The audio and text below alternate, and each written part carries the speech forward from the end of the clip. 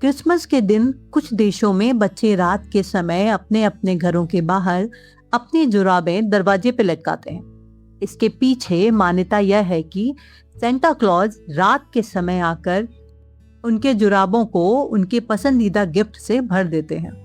इस बारे में भी एक कहानी प्रचलित है। कहा जाता है कि एक बार सेंटा क्लॉज ने देखा कि कुछ गरीब परिवारों के बच्चे आग पर अपनी जुराबें सेक कर सुखा रहे हैं। जब बच्चे सो गए तो सेंटा क्लॉज ने उनकी जुराबों में सोने की मोहरें भर दी और चुपचाप वहां से चले गए। सेंटा क्लॉज सभी की सहायता करते हैं और उनके दिल में सभी के लिए समान रूप से दया और प्रेम भाव है।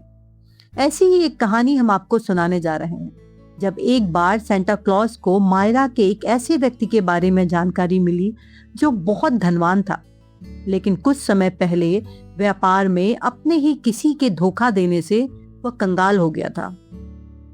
उस धनवान व्यापारी की 4 बेटियां थीं, लेकिन उनके विवाह के लिए उसके पास कुछ भी नहीं बचा था। यहाँ तक कि उसके परिवार के लिए तो खाने के भी लाले पड़े थे। जब उससे अपने परिवार की इतनी बुरी हालत देखी ना गई और लड़कियां विवाह योग्य हो गईं, तो उसने फैसला किया कि वह इनमें से एक लड़की को बेच देगा और उससे मिले पैसे से अपने परिवार का पालन पोषण करेगा तथा बाकी बेटियों का विवाह करेगा।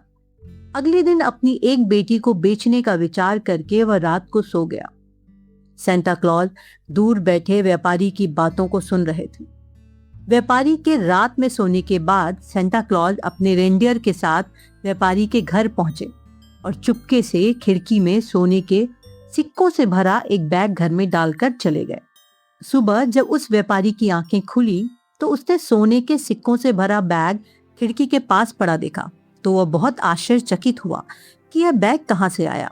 उसने आसपास चारों तरफ देखा, लेकिन उसे वहां कोई भी दिखाई नहीं दिया।